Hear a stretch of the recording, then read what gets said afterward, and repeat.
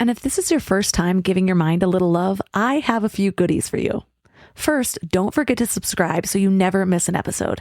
And second, sign up for the Morning Mind Love. Think of it like a weekday oracle from your highest self to help you start each day with a positive focus.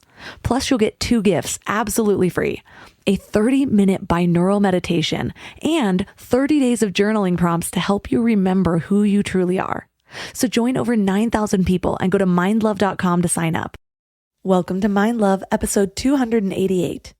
Today's episode is all about the neuroscience of how spirituality physically changes your mind. What the study shows is that every single one of us is a naturally spiritual being, and that we all have in our brain a neurodocking station for spiritual awareness if we use it. And it's possible to go through our entire lives and never use it, but it's right there. It's a quarter inch under the surface. There's a profound rearrangement of meaning that speaks to a deeper, wiser, deep, true part of ourself, our inner compass. And that process involves an entirely different circuit of the brain that's sitting there waiting for us. And the components of the awakened brain has 4 key points. One and only one is shared in common with mindfulness, which is a wonderful practice of getting present. So we disengage the default mode, we get present. But the other 3, mindfulness brings us to the threshold so we can cross over into a transcendent form of awareness. Turn up your frequency with Mind Love. Bite-sized brain hacks for seekers, dreamers, and doers. It's time to give your mind a little love with your host, Melissa Monti.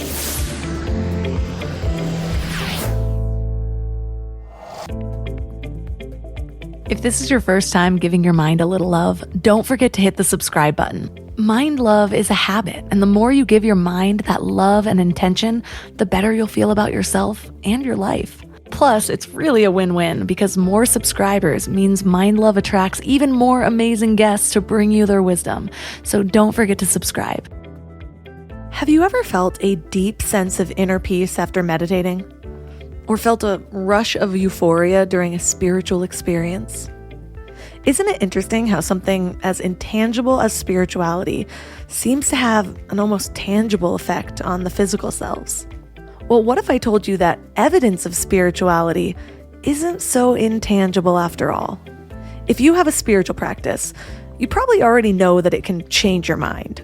Just having a belief in something greater than yourself can lead to changes in thoughts, emotions, and behaviors. It can make you more optimistic, more hopeful, and more loving.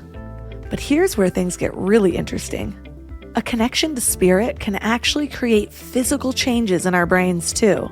There have been some fascinating recent studies in neuroscience that suggest that spirituality can actually alter the composition and the structure of our brains.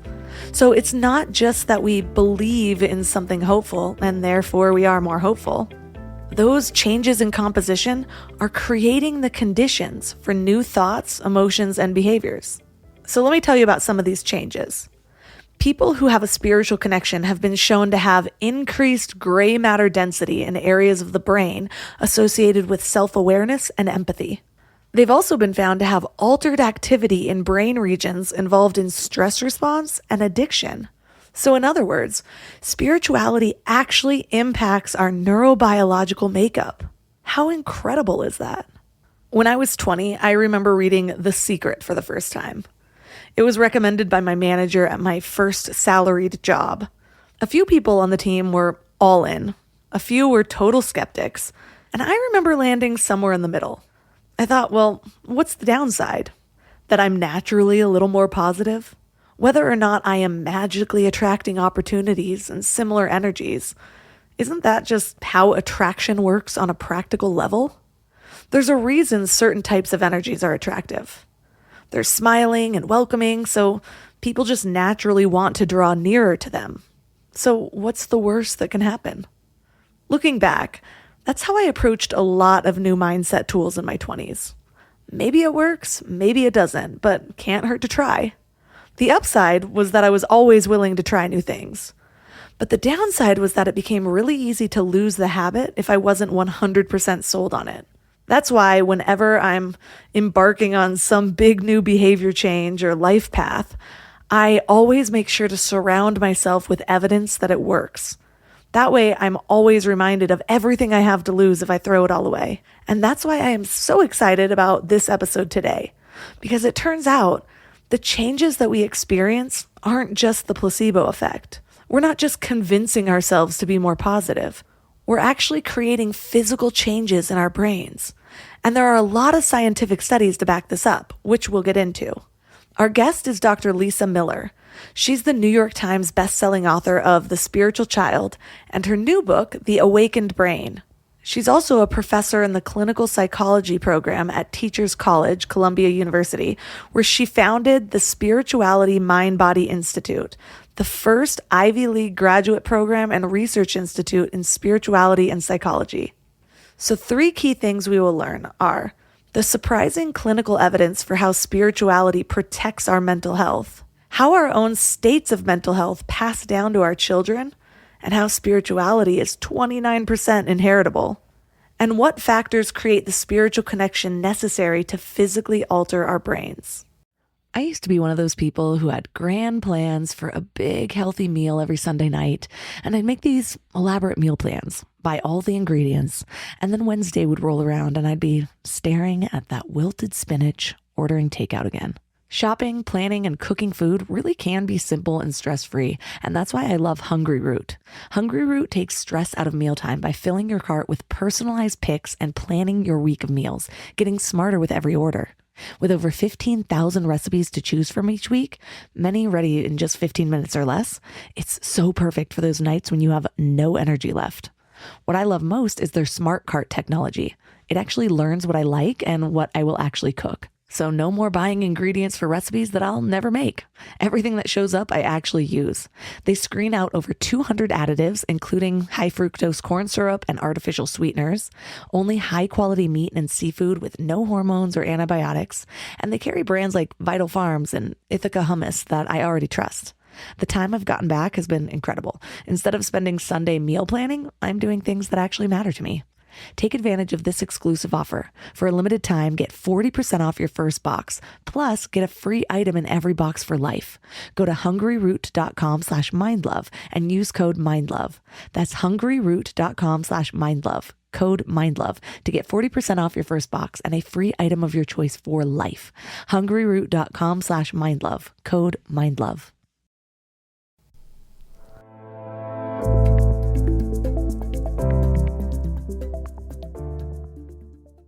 And now let's welcome Dr. Lisa Miller to the show.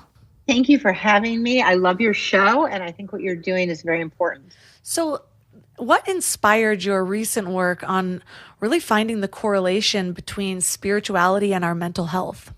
So, I have always in my path seen life at a spiritual level.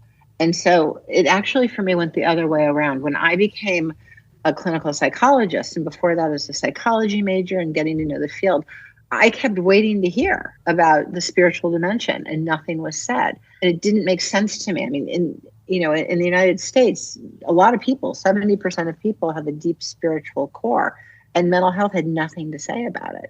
And in fact, when I started out in the field, it was taboo. It was literally taboo. So for instance, when I was on an inpatient unit it was a good hospital in New York City, the patients very quickly got the picture that despite being in a lot of pain, and some of them had been to the inpatient unit 2, 3, 5, 10 times, they really got the picture. They weren't supposed to talk about their spiritual life or about their religious life either.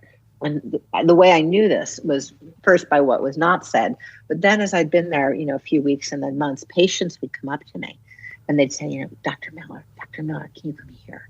And whatever they were about to tell me was very hushed and private. And come here often meant, not in your office. Come here meant walk down the hallway, go into the kitchen, back to the pantry, and in the way corner of the pots and pan closet, Dr. Miller, will you pray with me? So they felt that they had to hide to have some form of spiritual connection, prayer, meditation, to talk about it. And that said to me, whatever we're doing here isn't working and we're silencing the spiritual heart. So, let's put this all back together again. Let's realize our deep spiritual nature as a way through suffering. And then how, if we can, as healers and as, people who are trying to help ameliorate terrible pain, can we help engage the deepest spiritual core so that depression, instead of being a dead end, that just gets worse and worse, actually becomes an opening for spiritual awakening and growth.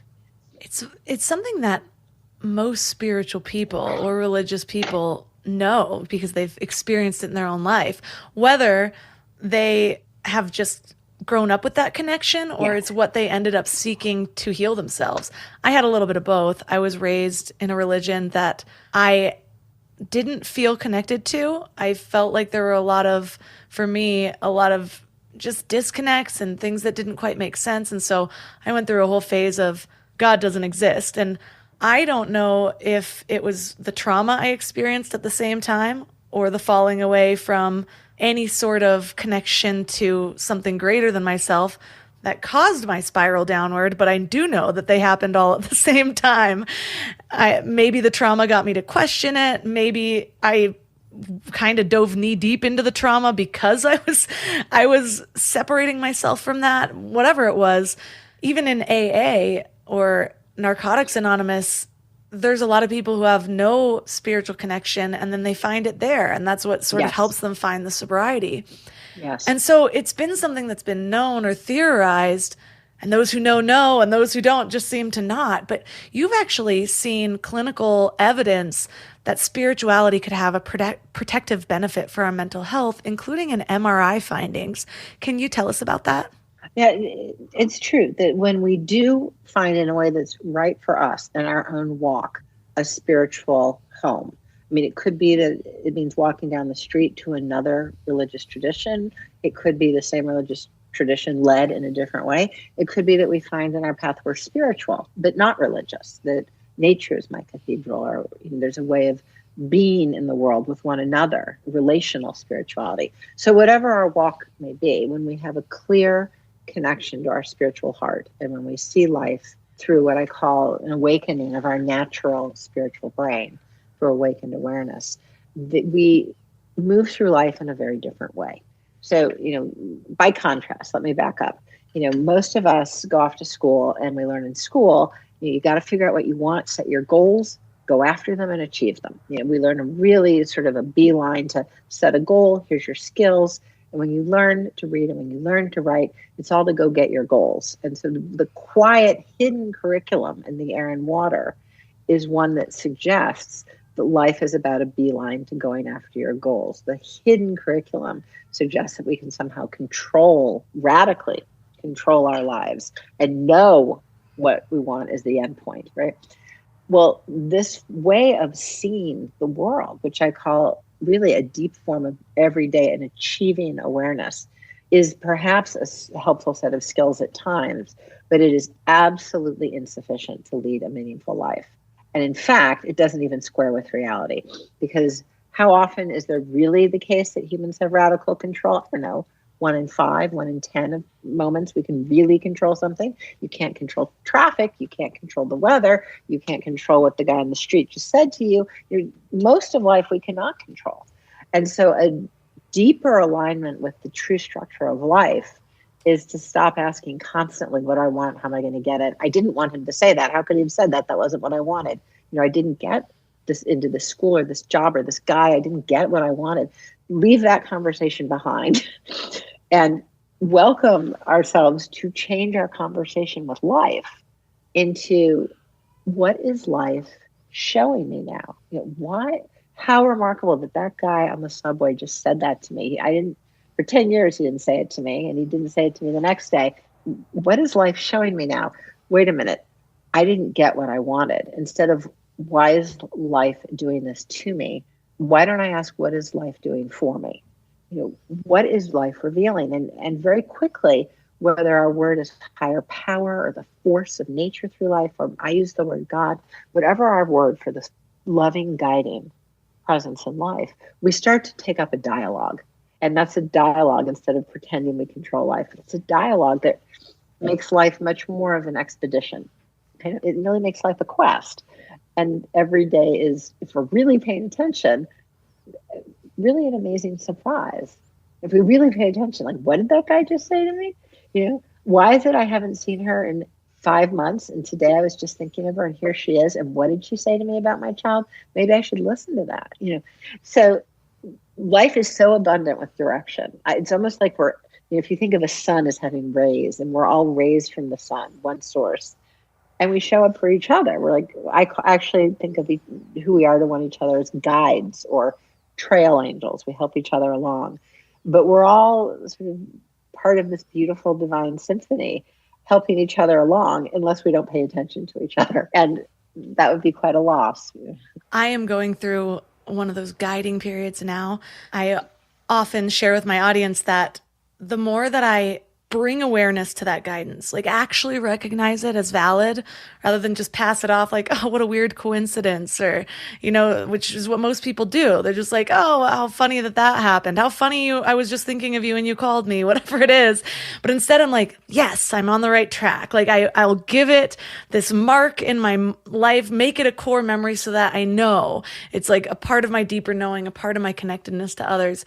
The more that I open myself up to that, the more I feel like I receive that guidance, because it's like having a gratitude practice where once you start deciding that you're going to name things that you're grateful for, then you start to notice things during your day that you're grateful for instead of what your mind wants to do. Notice what you don't have, notice what you still need. And so in this period of life, just in the last couple weeks, I'm interviewing you on this idea of how spirituality affects our mental health, but really that connectedness to something greater than ourselves, how it's so important for our well-being. Dan Siegel, who is talking about this idea of intraconnectedness, and basically how when we're limiting to our sense of self, we're missing out on this whole other dimension of reality, and how that's what we're meant to be, and that heals our mental health and things like that.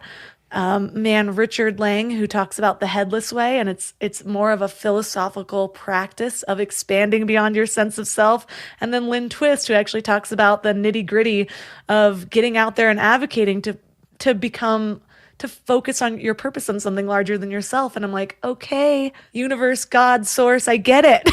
Like that's what I'm going through. And it's at a time where I'm building a family and move to a new town, and really realizing how much my happiness, I want to say depends on, but that's not the right word, is just completely interconnected with community and with really that connection that I feel versus the goals that I've been focusing on for the last however many years. So thank you for being a part of that guidance. But you actually talked about how you did this study on and actually scanned brains, MRIs, showing that there were red spots larger in spiritual brains, showing that the spiritual brain was healthier and more robust than the low spiritual brains. Can you walk us through that study?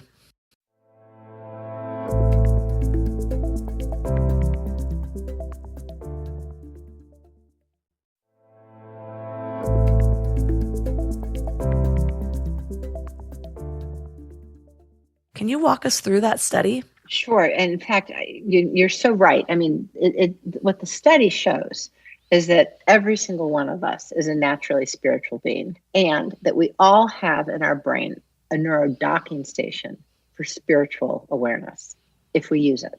And it's possible to go through our entire lives and never use it, but it's right there. It's a quarter inch under the surface. And so here's the study. First of all, who is in this study? We invited people 18 through 25 to come in and tell us about a time where they were completely stressed out. Tell us a time when you were really, really stressed out. And tell us another time where you felt a deep sense of connection to the universe, to the deeper order of the world, to God, to your higher power, not just anything greater, but a loving, guiding presence, right? Ultimate presence. So stress stories, what did they sound like? 18 through 25-year-olds. We thought we were going to hear, the time I was grappling with, learning Mandarin or organic chemistry, or the time I scaled Kilimanjaro, or the time I went for the triathlon. We thought we'd hear stories of challenge. But stress was not about challenge. We didn't hear one story that was about challenge. Instead, what stress sounded like was, I have got to get that next promotion. I have got to get into that college. I've got to get her or him to say yes. I've gotta. It was a stance in life, a way of being where we were like striving for something, reaching for something, and it was just about an inch away. And maybe we got it. And if we did, ping, what's the next thing I've got to get? So it was a way of really chronically striving. And when we learn that narrative, it's in the air and water of our culture. I've got to have it. I've got to get it. It's in the public square. What do you do? What does he do? What does she do? Where do you live? Got to get it, got to get it. It is a public square. It's a way of acculturating kids in school that has nothing to do with our spiritual life. It's all about outward accomplishment. And what goes off in the brain is the insulin striatum. My colleague, who's been a lifelong behavioral addiction expert, said, oh, I know that. That is the addicted brain, which is to say we inculcate in kids in school the mental stance of addiction.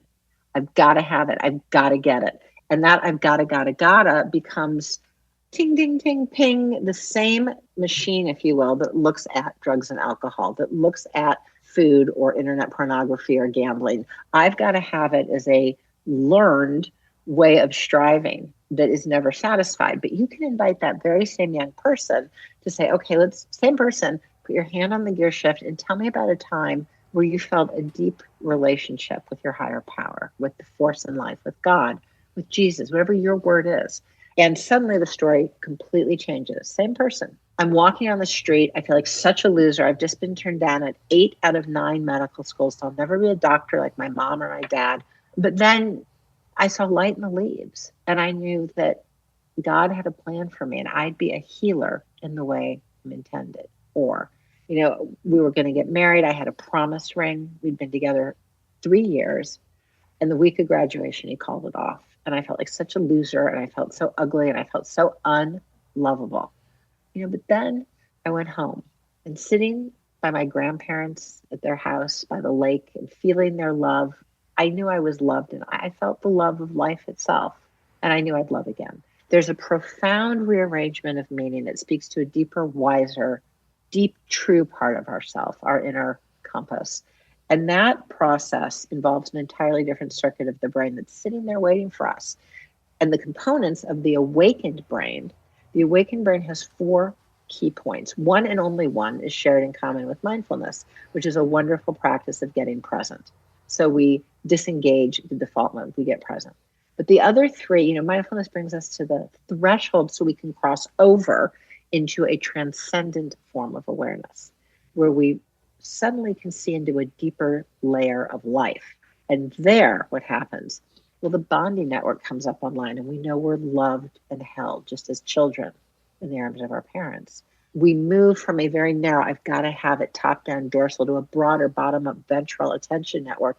And life is bigger. And many people say this brand new opportunity, it just pops. We are guided, loved and held, guided. And the 4th network is the parietal puts in and out hard boundaries, which means that we know that, we are sitting here at this GPS coordinate and that person we love is at another GPS coordinate, or I am here, I'm a point and I'm a wave. I'm here as one person in my particular zipped up by a bodysuit. And at the same time, we're part of this family of life. We're part of this field of creation.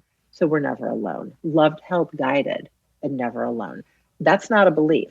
That is the seat of awakened awareness. That is the seat, the neurodocking station of our awakened brain. And when we use our awakened brain, we can literally perceive, feel, know that life is in fact one of deep dialogue. We are loved, held, guided, and never alone. There is a sense in which even if I don't get what I want, and in the book, in The Awakened Brain, I talk about not being a parent, which is, it's not a selfish thing to want. I wanted to be a parent.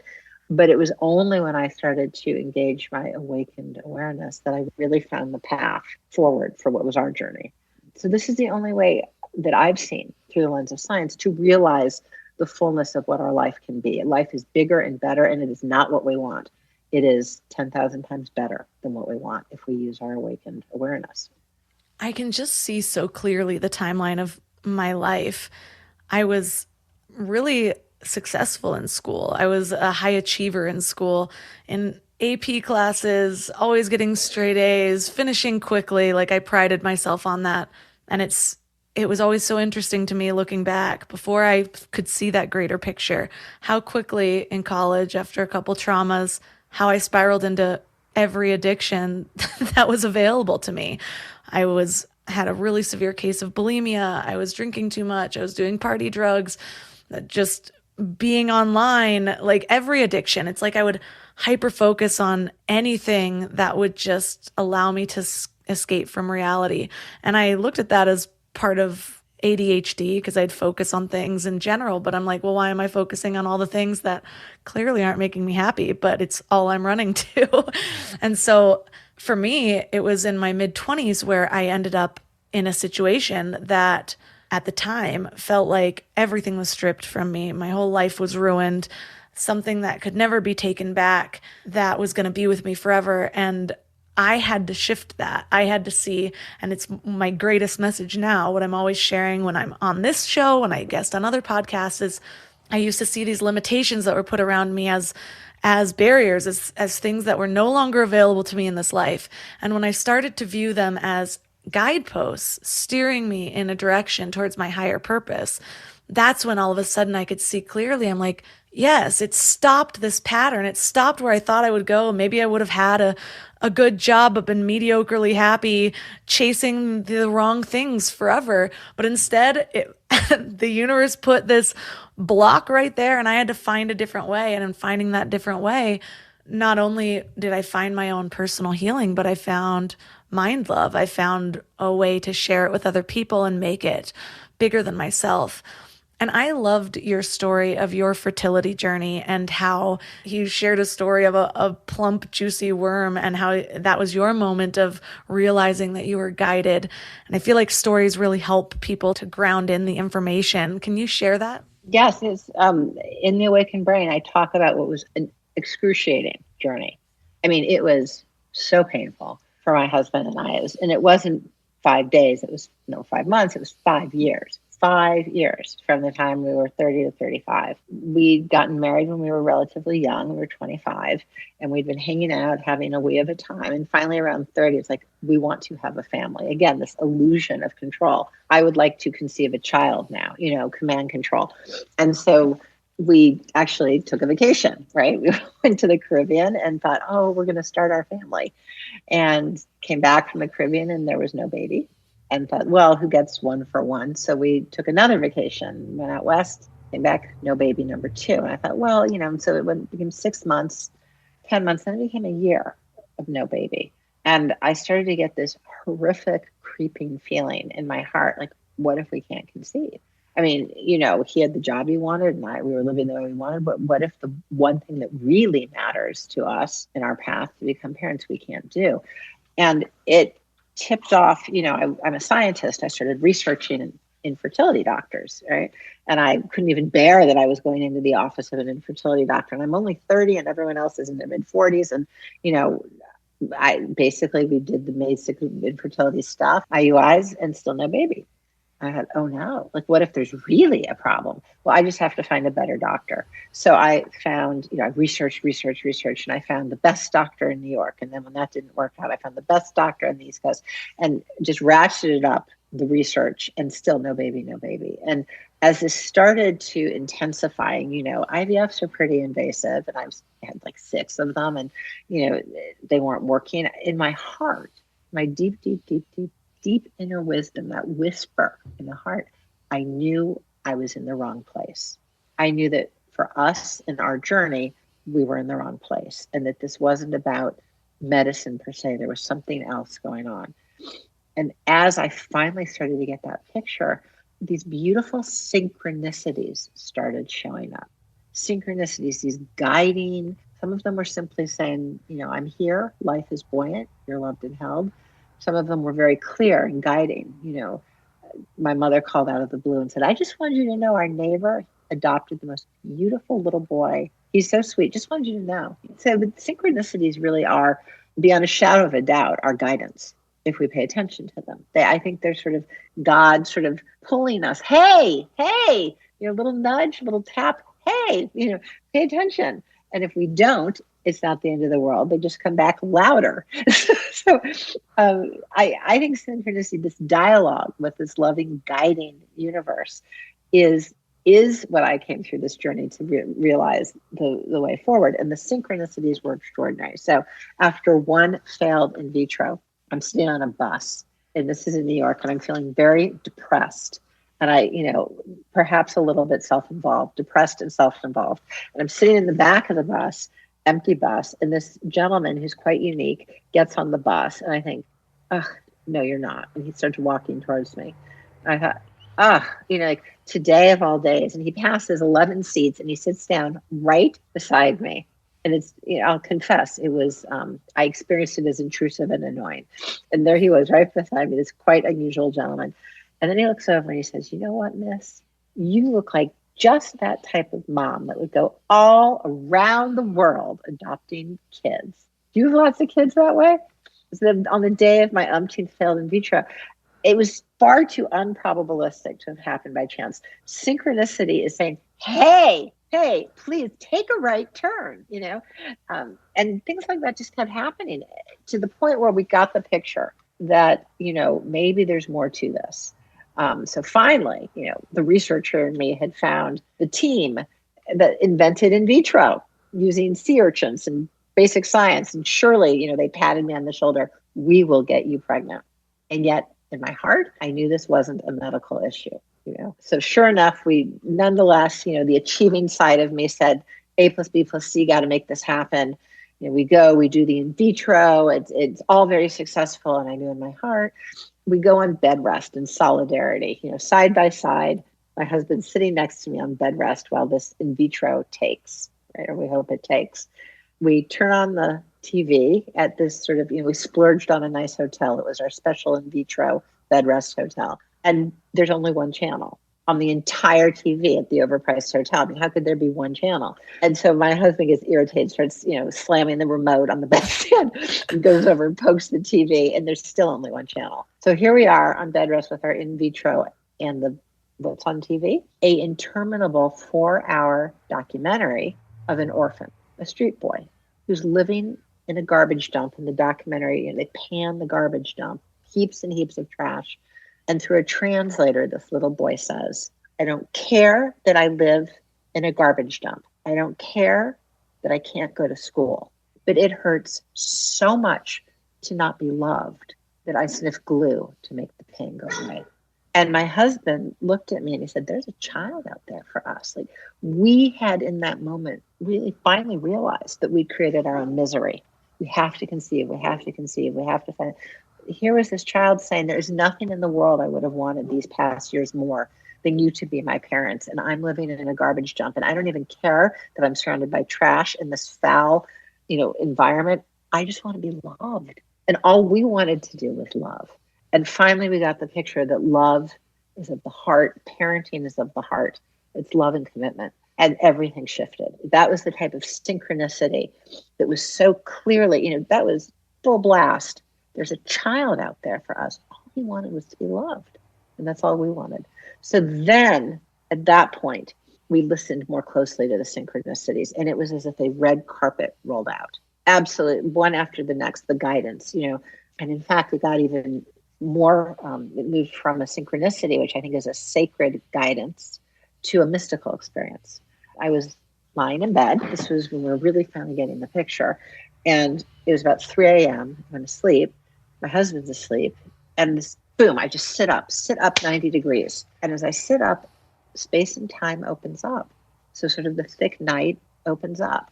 And it's this sort of numinous quality. And there's an opening of time and space. And this very profound presence, a very sacred presence says, if you were pregnant, would you adopt? And in such a sacred, direct moment, it's a profoundly honest moment, I said, no, I wouldn't. If I were pregnant right now, I would not adopt. Very gently, space and time closes up. It's quiet. I look over. My husband's missed the whole thing. He's cold asleep, stone cold asleep. And the synchronicities continue, the guidance. And one of them was, after this was like the 10th in vitro, I just had this terrible feeling that I, again, couldn't help myself. I couldn't resist wanting to fix the problem, the illusion of achieving awareness, command control. I'll get the right doctor. I'll find the right formula, So I've gone to the top doctor. I come back. I still have this sinking feeling. And right in front of my front step, again, never in the years before, never in the years after, that day on my front step, there was a little tiny smear of something moist. I didn't know what it was. So I got down low and I looked, and it was a little tiny dead embryo. It was a dead duck embryo on my front door. I'd come home from an in vitro and there's a dead embryo, a little dead duck embryo on my door step. And I knew, well, that's a synchronicity that's so pronounced. Synchronicities don't always say you get what you want. They say that your life is supported, you are guided, you're on your path, and here may be what's next, right? So I was very depressed when I saw that. I knew there's no way this in vitro worked if there's a little tiny dead duck embryo on my doorstep. It was so depressing. And I just went to bed in the middle of the day, 2:00 in the afternoon. And somewhere about 2 hours later, I hear this little tap at my window, tap, tap, tap. I get up, and it's a mama duck. And I think, mama duck. And I get closer and I pull open the screen door, and she's brought me, for a duck is the most beautiful gift in the world, this little plump, juicy worm. It was her dead duck embryo. And she knew I had a little dead embryo. And she was comforting me. And I said, thank you. So we're not alone. We're never alone. We are guided and loved, and synchronicity, and everyone's an actor, the ducks, the birds, who we are to one another. Well, I was getting closer and closer, and it happened again. I could feel there's almost a rhythm. You can feel the rhythm of the universe, and then space and time opens. The presence came back, and I could feel the extraordinary power and sacredness of this presence.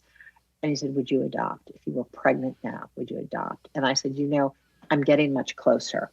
But in truth, no, I'm not quite there. I even knew, I had a sense where in this supported, guided line of synchronicities I was going.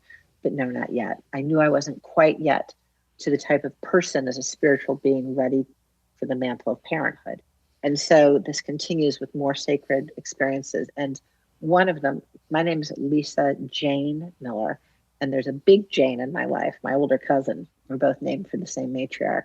And she called me, and she talks to me like the way a big cousin or a big sister does. She's like, hey, little Jane, I hear you're still trying to get pregnant. Well, you say you're interested in the spiritual path, but you say you're interested in the wisdom of indigenous tradition. Why don't you actually come out here? We're having a healing ceremony with the Lakota. And I figured, that is life knocking at the door. That is a synchronicity. She didn't call a year ago. She hasn't called for that reason since. So I said, yes to the synchronicity. Yes to what I feel is spirit or God's invitation. So I cancel all my meetings at Columbia, for the whole week. And I book a ticket and I go out to Sioux Falls. Right? And I'm out there in the Midwest where I actually had grown up. And I, in some sense, was home, but I felt like I'd shown up, having been sort of like an absent or a bad child of the Midwest, that I hadn't cared for the land, or I hadn't, so I was back and attending the healing ceremony of the Lakota. The chief stands up and with tears in his eyes, pounds his heart. He says, my son, and his eyes just well with love and tears. My son who I adopted. And I thought, well, that's quite a message, right? This deep, overpowering love. My son who I adopted. And we then, after the healing ceremony, went to Inipis, the sweat lodge, men to one, women to the other. And inside the burning hot sweat lodge, they all could tolerate it. And I was sort of crouched, trying to breathe air. It was very hot. The medicine man's wife says, why have you come? And she turns to the first woman. All the other women were members of the Lakota community. And each woman in her turn say why she had come to the healing ceremony and now to the sacred sweat lodge. And the first woman says, my son is not coming home. I'm worried for his wife. I'm worried for his kids. I'm worried for the family. And the next woman says, my son is 14. He's starting to use drugs. I'm worried about him. My son. And we get to Big Jane. And Big Jane by my side says, this is my cousin, little Jane. She has come looking for her child. And I'm wondering if we can help her. And for the first time in this journey of 5 years, I knew I was in the right place. All of those top doctors, all of that research-driven hysteria, I knew I was in the right place. And the women looked at me in the eye and said, yes, they knew too how life really unfolds. And so we then did a prayer. And when we prayed, it was so powerful, Melissa, because we prayed for each other and each other's story. But there was also this deep felt sense in which we prayed for the we of us, like the superordinate. We'd instantiated a oneness, a group, the collective spirit. And we prayed for that to Wananichi, who's God. And it went up, and I could see it again in my mind's eye, the numinous go up through the top of the Inipi. So after 5 years of tears and failed in vitros and deep pain, but a journey of awakening to the loving, guiding presence ushered through synchronicities, we got a call. And to this day, it moves my heart deeply. The call came that night. I was asleep in my bed near the Lakota community, and it came into our home machine. And the message was, we have found the Miller's child. We know that Mr. Miller wanted a girl, and there's many wonderful girls, but this is the Miller's child, and this is a son, and we're praying for sons.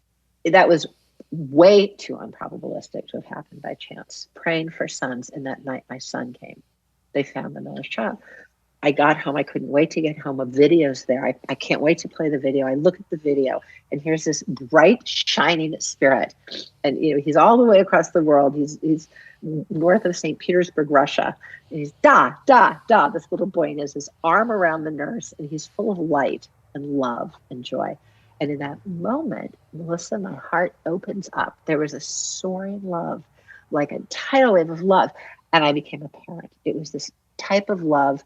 I mean, it was beyond unconditional. It was the soul on earth that touched my soul. So that night, having seen the video, we're so grateful. We turn in, we go to bed, and I wake up at 3 a.m. once again. Boom, sitting straight up, space and time open. I can feel the presence coming, and I'm excited because I know my answer. And the space opens up, and the presence asks, if you were pregnant, would you adopt? Absolutely, yes. This is my spiritual son, Thank you. Thank you, who I call God. Thank you, God, for our spiritual son. And that night that we brought our spiritual son into our family, we conceived naturally his sister. They are spiritual twins. Far too unprobabilistic. After 5 years, no way that happened by chance. That is a loving, guiding, who I call God. So this is a story of our spiritual twins, but this is more foundational, universally a story of how we become an open system, not a closed system, but open in connection to spirit in and through and among us, and who we are to each other's trail angels.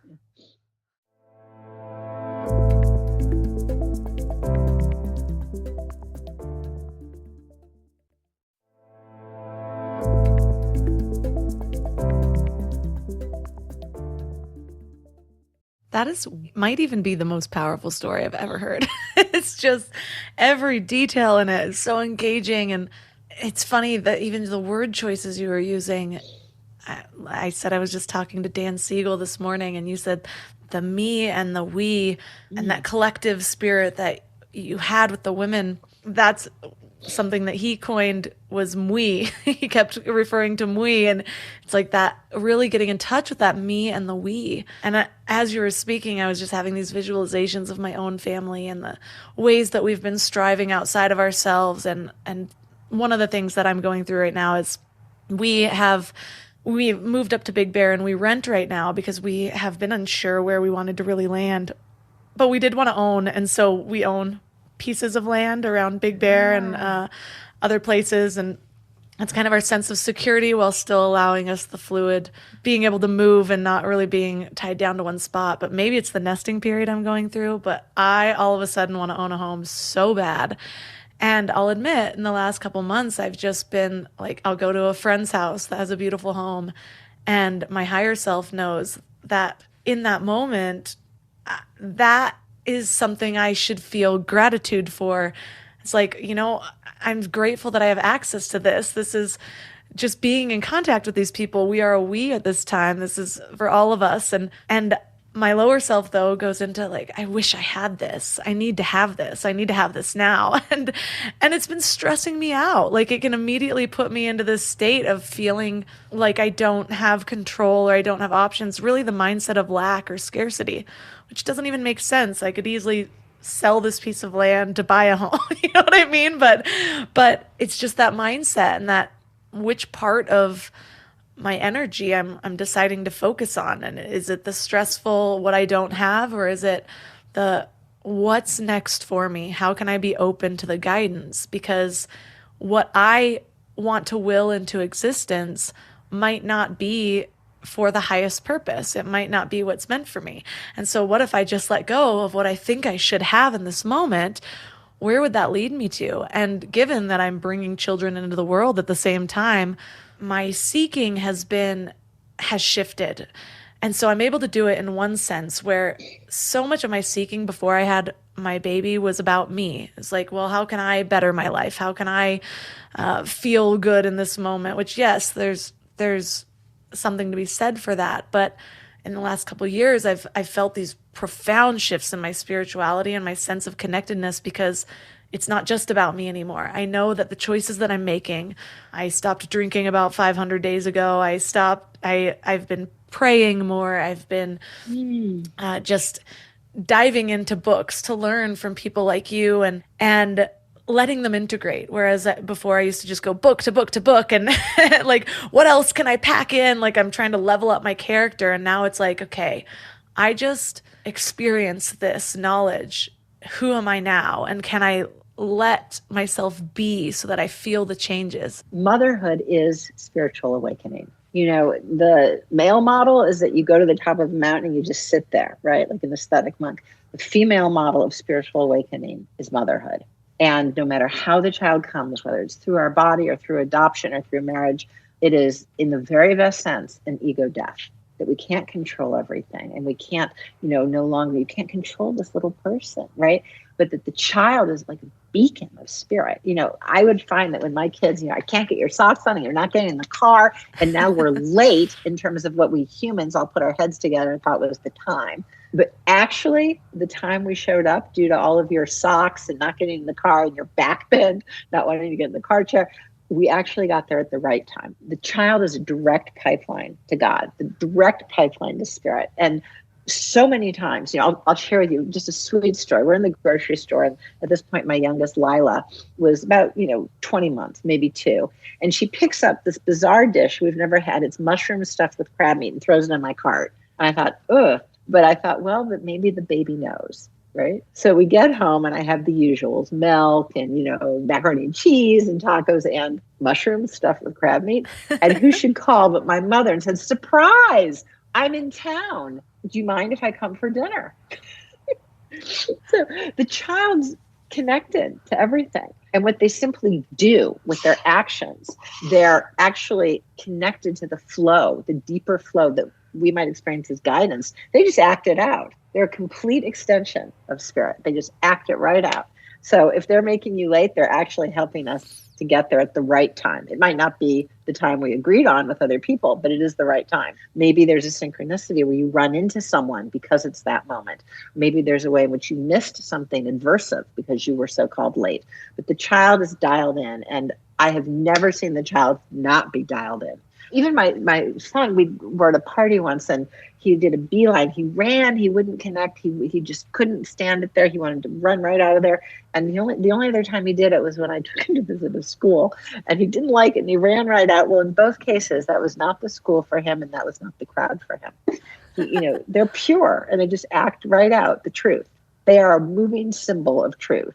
Just the other day, I had this moment because I told you how in my 20s I had all sorts of addictions. And so a lot of my growth has been healing one at a time, even from, alcohol, drugs, Adderall, bulimia, even nail biting. It's a form of self-mutilation, and it was a problem I dealt with forever.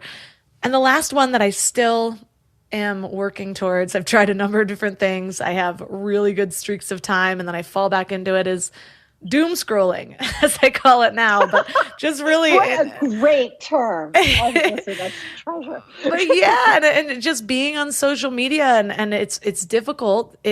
It's might be even more difficult than food because, with drugs and alcohol, you can just choose not to have it in the house. With food, you still have to eat to survive. And with my business, so much of it's online. And so I can easily justify it. But I can also very easily get sucked into it. And I'm like, what am I doing? Like, I'm supposed to be spending time with my child. And every time that I pick up my phone and I look distracted, all of a sudden he is not happy about it and he will do something. And it might be sounds that he's making. It might be coming and pulling on me. Just be like all of a sudden throwing a fit or spilling something. Like something happens where I cannot be on the phone. And so like these situations that could be annoying, I remind myself. I'm like, thank you. Actually, thank you for that reminder because I shouldn't be doing this anyways. I guess what I should be is cleaning up this jar of jelly on the ground. That's what I should be doing because now I'm down here with you. We're at the same height. And Melissa, you read the moment with clear, open spiritual eyes. You read the moment. It is a very strong invitation to come down here intimately with me. It's beautiful. You read it clearly. I mean, he's a little ambassador. Children are ambassadors of Source, of who I call God. They're of the Spirit. They are absolute ambassadors. And they are our guides and teachers in just this beautiful way you so graciously shared. It's magnificent when we hear them and see them the way you so clearly did. Yeah. And even this morning, I have a flight early tomorrow. I was trying to change my seat. Long story short, mine and my child's seat got split up and then it wouldn't let me connect it. So I'm actually stressing out because I'm like, I can't sit far away from my 1.5-year-old, and so I'm like calling Delta Airlines and I can't get a hold of anybody and it keeps misreading me and I'm actually getting angry and I'm like yelling at the automated system. I'm like, why can't you understand me? And he just comes over and puts his head on my lap and he goes, Mama, hug. And I was like, and immediately all this stress just disappeared. But the little child, love, guided, held, and never alone. We for the child and the child for us as moms. I mean, this is why the child is an emanation, ambassador of God, and they help us heal beyond, just in the perfect places. That's our next step. And the work that we do to find this connectedness and this spirituality, you've actually found science that it is genetic, that even without physically teaching your child to do these spiritual things too, that it's passed down. And that's the last thing I feel like is really important to share with the audience. It's absolutely true, Melissa. Every one of us is born innately a spiritual being. Just we have 2 eyes, 2 ears, and a nose. We have an innate capacity for spiritual life. We see that through twin studies. We can see twins raised together, twins raised apart, and we find that about 1/3 of our natural spirituality is inborn, and 2/3 is how our parents or grandparents or community raise us. So we are all spiritual beings. And when we listen to the child, we can hear the voice of natural spirituality. And researchers have found this, whether or not we are Hindu, Christian, Jewish, spiritual, but not religious, the child comes a spiritual being with their own voice. I would say it's from their deep spirit. Psychologists say implicit spiritual cognition that includes the view, the perception. It's not just a belief that there's continuity of spirit or consciousness after death, unless socialized out of it. Little kids will say, I saw grandma mom, or who is this woman with dark hair? And it, of course, ends up being your great grandma. Or, I'll share with you when my oldest, Isaiah, we buried Pop-Up, who was his great grandpa, the grandfather. Little Isaiah was graveside, and he looked at me and he looked at Pop-Up's coffin. He said, Mommy, the body goes to the good earth. The soul goes to God. I hadn't taught him that. He knew. They come knowers. Our children are knowers. The other thing is just as they perceive, not just told or believe, they perceive continuity of spirit after death. They perceive that we can know things directly without having been told through our 5 senses. We don't need to read it or have been told it verbally. We can tap into, what I would call the consciousness field. All information's available in the consciousness field. Well, the child is born awakened. The child is born using their awakened brain. And they naturally can spontaneously know and thinks that's natural because it is. So unless we socialize our kids out of their birthright, we can simply as parents enjoy and say, wow, and connect with what they know as natural spiritual beings because they are awakened, and let's let them stay awakened. I feel like I just want to have coffee with you every morning. I would love it. I would love it. Just this conversation is so enlivening. Well, maybe we'll do one all on parenting someday. We can talk about spiritual parenting because you are a spiritual parent. You are, Melissa, a beautiful spiritual parent. And you're an awakened parent with an awakened child, and it's a blessing. Well, for listeners who are just vibing with you as much as I am, there's so much in your book that we didn't even get to touch on. And yes, I would love to do another episode in the future. But for listeners that want to get this information now, where's the best place that they can connect and find your book, The Awakened Brain? Oh, thank you. So The Awakened Brain is, every place books are sold, but The Awakened Brain, I hope, will be something like a roadmap for moms and dads and all of us, to use in our own spiritual path. I wrote The Awakened Brain to say, this is you, this is us.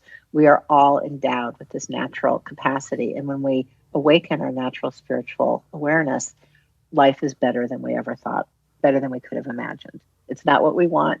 It's much better than we want.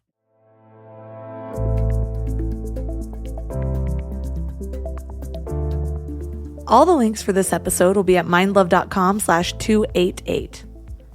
Your challenge for this week is to start a spiritual practice or deepen an existing one. This doesn't mean you need to go join a religion. It could involve daily meditation, journaling, connecting with nature, engaging in rituals, anything that brings you a sense of purpose or meaning to your lives. Because the goal of this challenge is to encourage you to experience those tangible benefits of spirituality.